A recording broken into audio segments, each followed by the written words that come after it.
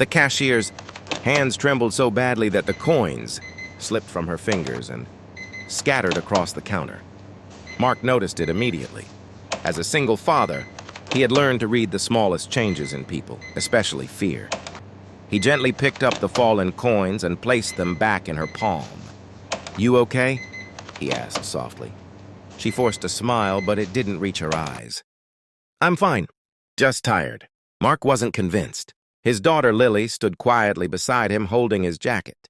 The grocery store felt unusually silent despite the crowd. The fluorescent lights flickered faintly overhead, and the line behind them grew impatient. "Your hands are shaking," Mark said carefully. "Did someone hurt you?" For a moment she froze. Her breathing grew shallow. Then her eyes darted toward the store entrance. That was when Mark saw it, the fear. "He's here," she whispered. "Who?" "My ex." Mark felt the air shift. The word carried weight, heavy, dangerous. "He's not allowed near me," she continued, her voice barely audible. "But he doesn't care about rules." At that exact moment, the automatic doors slid open. A tall man stepped inside, scanning the store like he owned it.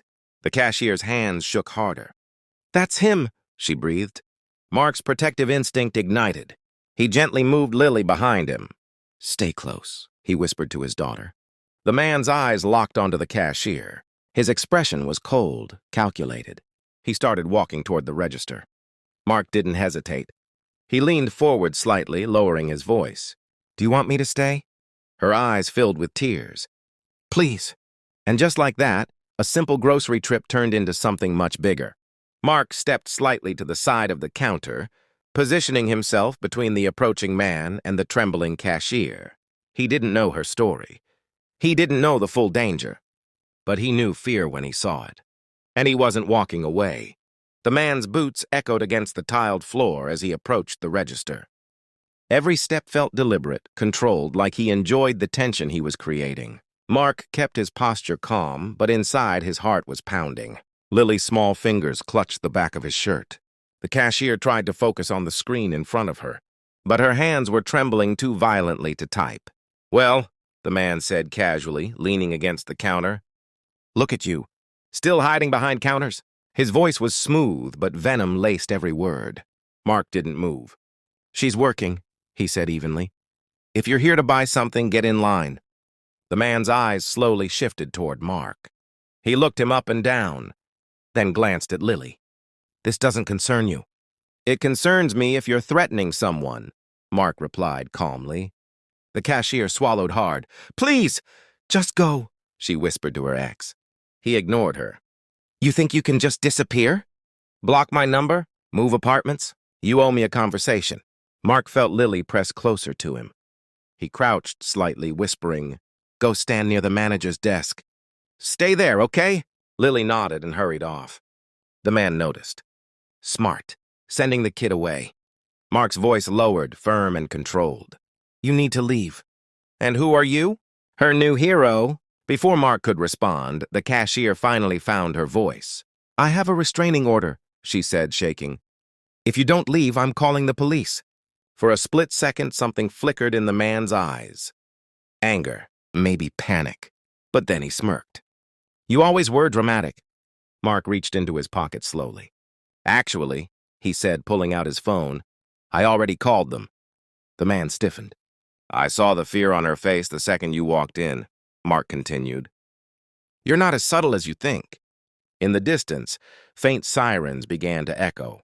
The man cursed under his breath. He stepped closer to Mark, lowering his voice to a dangerous whisper. "This isn't over."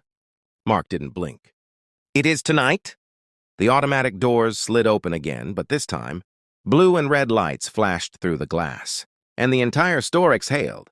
The red and blue lights reflected across the glass doors as two police officers stepped inside the store. Conversations hushed instantly.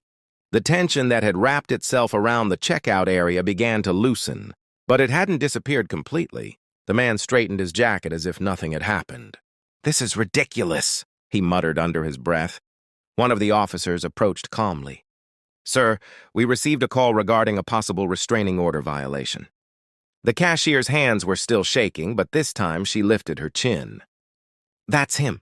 she said quietly, pointing. He's not allowed within 200 feet of me. The officer asked for identification. The man tried to argue, tried to downplay it. But the moment the officer confirmed the active restraining order in the system, his confidence cracked. "You can't seriously arrest me for walking into a grocery store," he snapped. "You violated a court order," the officer replied firmly. "Turn around." As they placed him in handcuffs, he glanced back at the cashier one last time, but the power in his stare was gone. It was replaced with frustration, defeat. Mark finally allowed himself to breathe. Lily slowly walked back from the manager's desk and slipped her hand into her father's. "Is it over?" she whispered.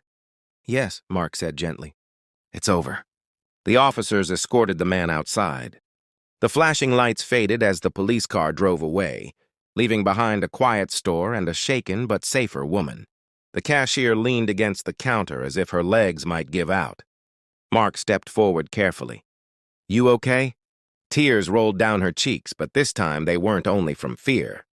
"No one's ever done that for me before," she admitted. Mark gave a small, humble smile. "You don't have to go through things like that alone." She looked at Lily, then back at him. "Thank you." "Both of you," Lily shyly waved. "My dad says we should help people when we can." The cashier let out a soft laugh, the first genuine one of the night. As Mark paid for his groceries, something felt different. He had walked in as just a tired single dad buying milk and cereal. He walked out knowing he had changed someone's life. And maybe, just maybe, theirs had changed too.